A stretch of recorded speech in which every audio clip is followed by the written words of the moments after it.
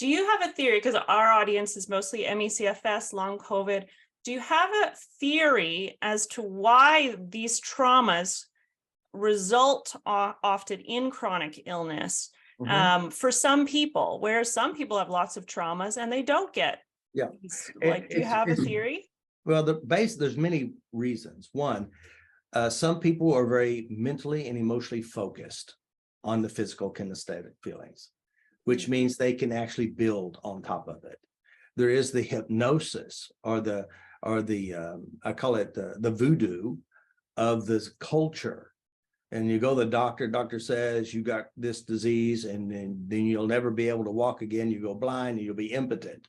Some people believe that, and they take it, and what they do is they imagine what they say, they build and create from what is said, and then they actually produce what this is. By the way, this is all trance work, it's hypnosis work, it's self-affirmations.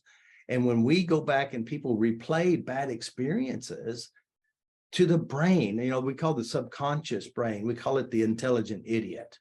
That means you teach it how to use a knife, it'll cut everything up in spite of the good sense.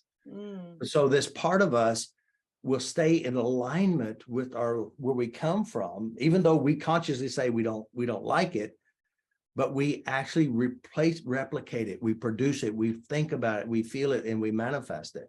And others do not. It's basically internal processing of information.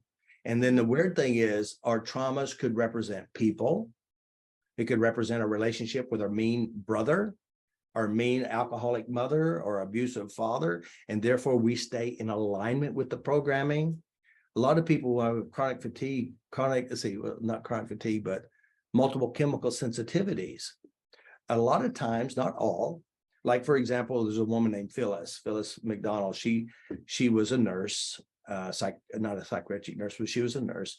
And her chronic and multiple chemical sensitivity got so bad she couldn't even leave her home. She was locked in her room. Her kids couldn't come and see her. Soaps, etc., controlled her whole existence. All right. And then she started watching my trainings and started watching the videos, applying what I said. And one time she cried, calling her husband. She said, "Robert says I'm doing it to me." And again, she doesn't know she's doing it to you. All she's doing is worrying. Do you realize when people worry, they actually create a movie, create feelings and emotions of what they worry about, which is also an emotional affirmation.